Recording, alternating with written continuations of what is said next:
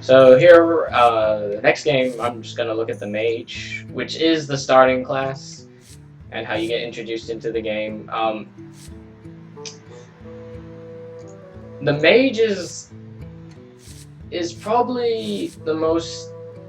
It's the deck where you'll use the neutrals the least, and that's because much of the Mage is in her spells and their basically their aggressiveness. There's a lot of damage dealing spells. I think there's only I think I wrote down like 4 spells that don't do damage. And, well, we have the secrets as well, but I'm not going to use those. So the deck I built revolves around high damage. I use a few ice cards, but mostly it's to do with the fire cards and cards that supplement the damage I'm going to be outputting. So here is the Mage is one of the decks where the neutrals, you want to pick cards that that supplement her her spell damage. Otherwise, you're better off picking another class. And in terms of lore,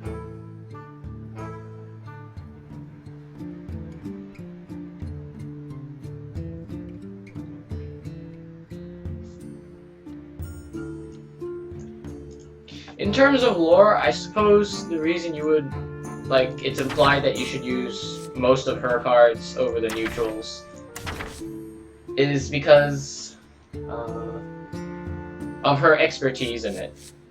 So if you go into another class, say Druid, you wouldn't use all of his spells because they're situational, and you would build different decks for different situations for him. But for the so, say the Druid, he also has a lot more. He benefits more from using more neutral minions than his own at times. But he has a lot of versatile spells. And then you go back to, and then let's take another example. The Shaman, he can use his own minions, but some of the neutrals are good at benefiting, like we saw in the other game. When you have the Swordsmith, or you can use the Raid Leader, or even the Stormwind Champion, and you can boost your minions that way. So the neutrals play a bigger part there, but in the Mage, your neutrals are basically to supplement her spells. So I suppose this also speaks to her independence as well. And her acting as a leader. I think more towards the independence part. Much of her lore, it revolves around her feats of singularly, prevent the spreading of the mysterious plague, or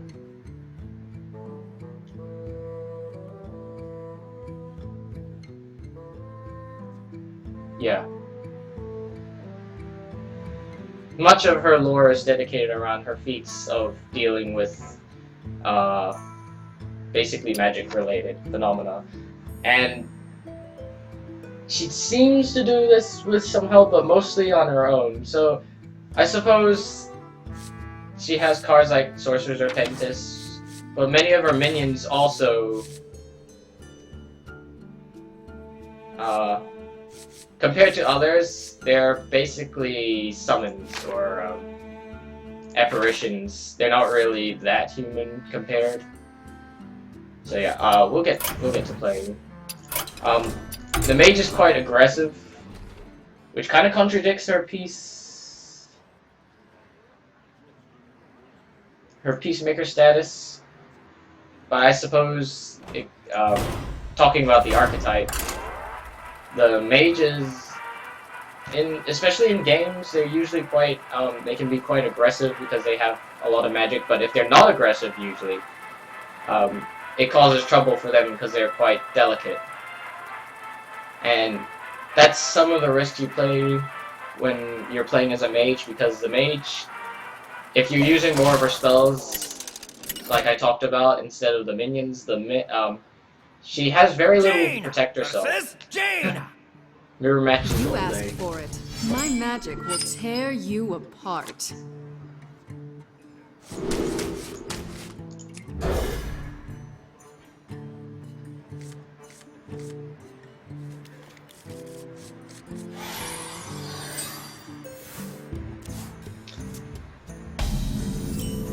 And here...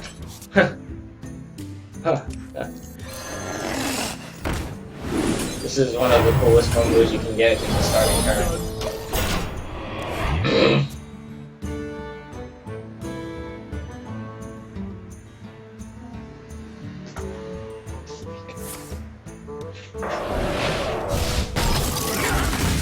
But that's also the power of the mage. Just that removal ability, the ability to remove threats basically at an instant. So even with that starting play, it gets immediately countered by just her toolkit alone. Her toolkit basically being lots of damage.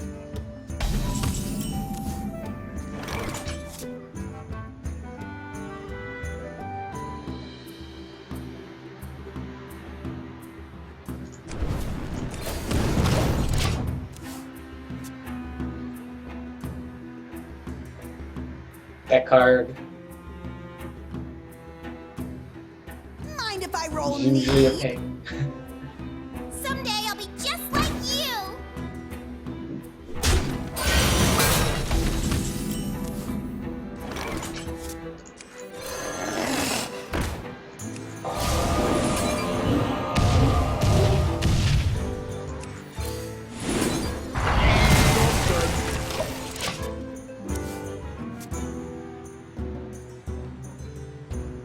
The Sorcerer's Apprentice, that's an interesting card. Spells cost a lot less, so she helps her cast her spells, basically. Here comes the Revenge Train.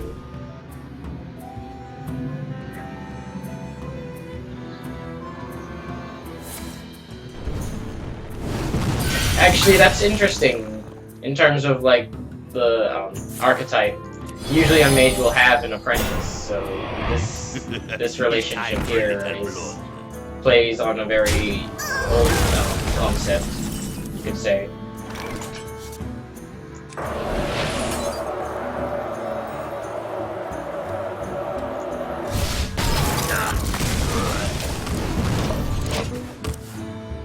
Basically, we're just blowing each other up, blowing each other's cards up. This is actually a battle of the mages.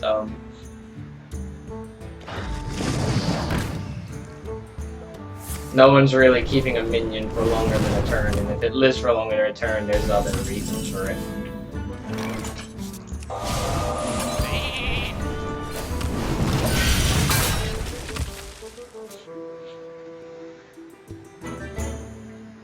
Usually mages don't let stuff live for more than a turn, or if they do, they're setting up for a big field wipe with Flame Strike or something like that. I'm not sure if this one's going for the Pyroblast strat. It's very well possible.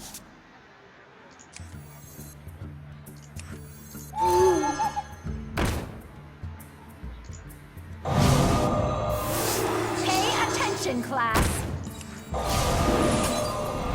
I'm ready to learn.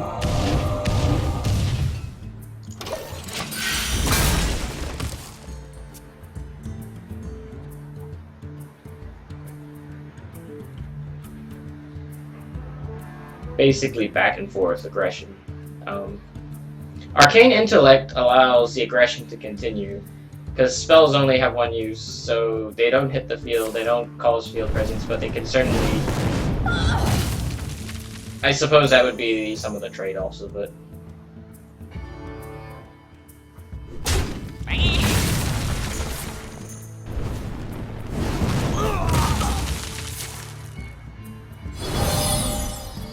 So basically he wiped my field again, but then I can wipe his, and then it's just so much of this back and forth.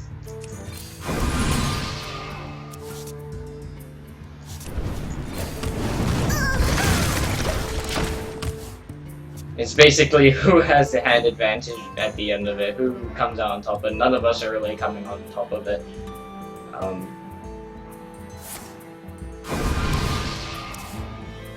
So even engagements like this, this is interesting because it plays on an, you could say, old tradition of spellcasters fighting each other like a duel. Well, this is a duel basically. And situations like this can come out even without its intention. If I'm doing that, if I'm saying that right. Like, certainly this was not... It's bound to happen, but it wasn't probably intended as much, but the way this is working out, it's actually acting like an old mage battle, like mage versus mage. Flinging spells at each other. See who comes out on top.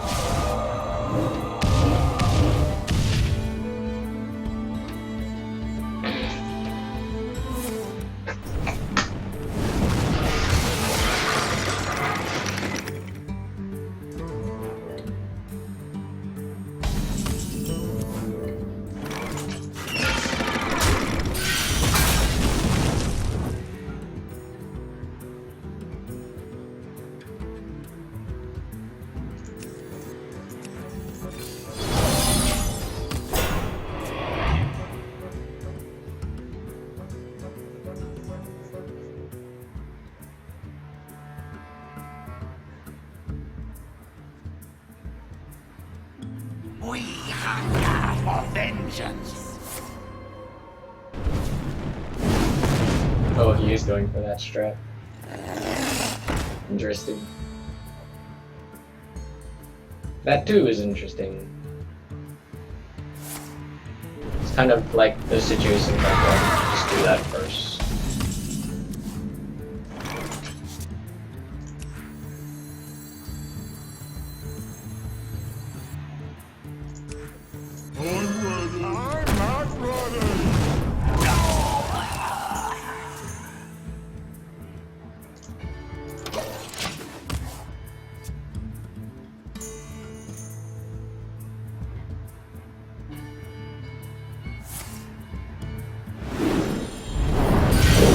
First one to do that.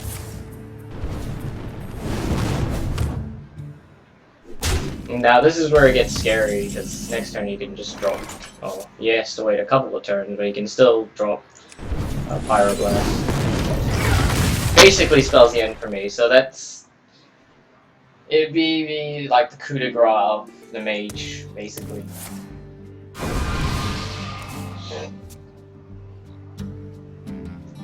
Put this apple on your head.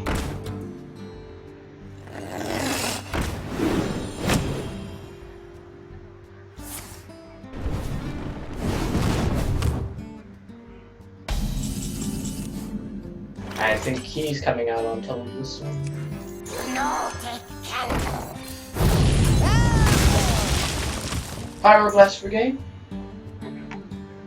Suppose he doesn't have the coup de grace. Or I'm does he? sorry. Yeah, there it is. Blade. So basically that was a mage-mage battle. Perhaps I'll play one more just to emphasize the aggression area. I mean, this is basically between us, aggression between us two.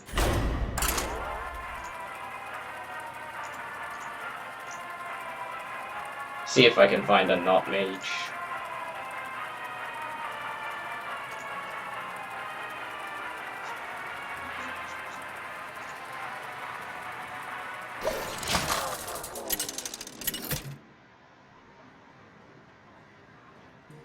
Jaina versus Garrosh. Victory or death. Here we go. You This is asked something for that it. can work out.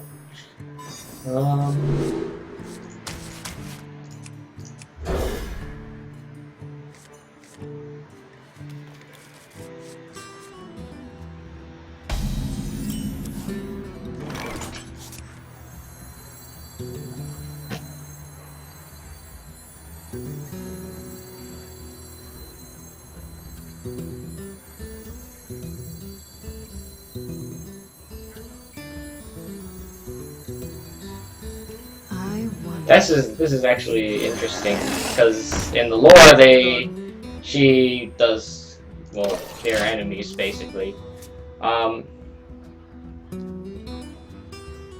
So let's see if she can get her revenge.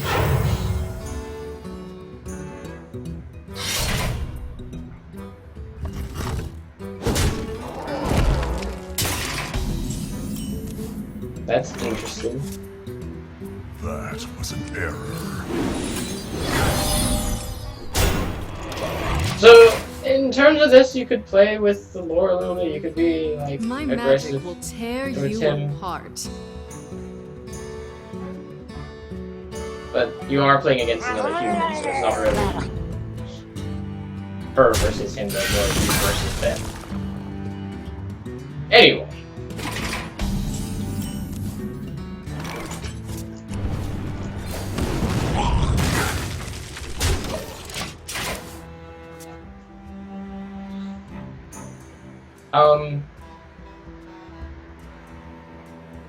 So this is more like what the aggression is about. Her hero power, Fire Blast, basically can eliminate quite a few of the early gameplays.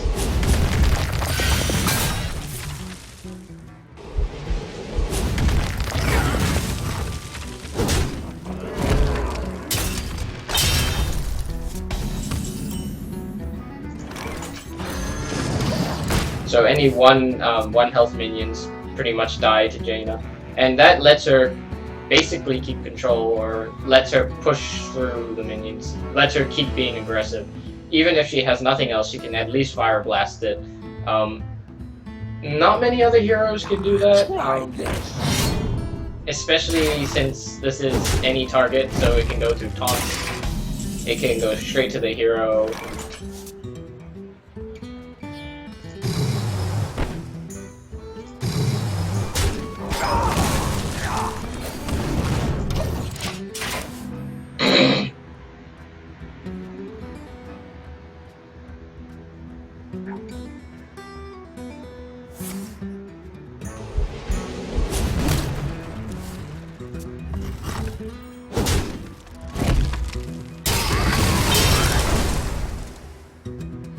Basically stuff like this, she can just kill herself. So she doesn't need minions in that sense. She can just do that. And it lets her become basically a piece on the field and a constant source of damage. And that just plays more on her the aggression tactic. She basically doesn't let a lot of things get to her, per se.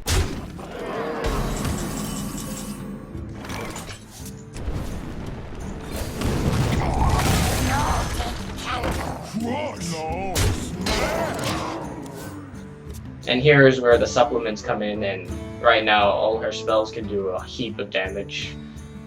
8, 16, 5, 21 damage right here.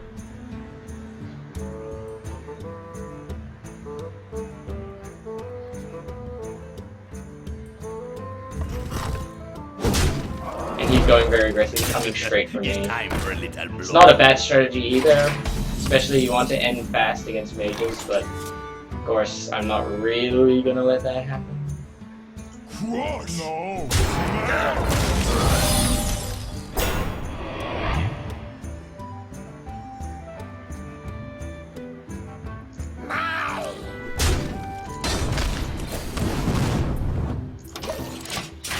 Don't really want to give him that option.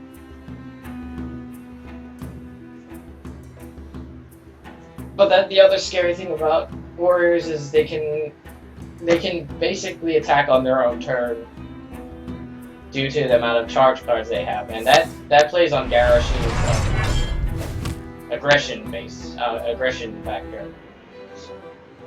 So these are two aggressive lineups, but he relies more on minions, and mages can basically deal with minions. As you can see here, I've got about 4 different ways to remove a minion if he drops one.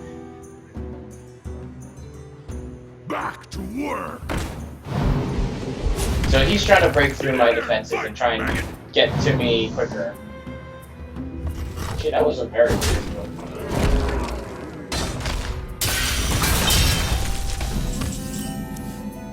basically I can end it on this turn. Well played. No, spare! And that's basically the mage's aggression. If they don't set up themselves to defend, they can go right through minions, basically, mages, and straight for the enemy hero, and that's...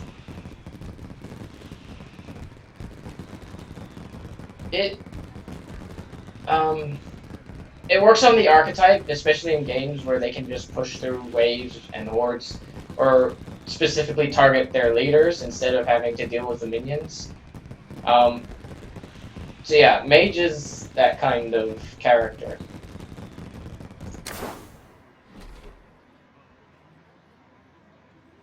I guess it also plays on their intelligence, their ability to tactically, basically take out the head before the limbs can swing at her.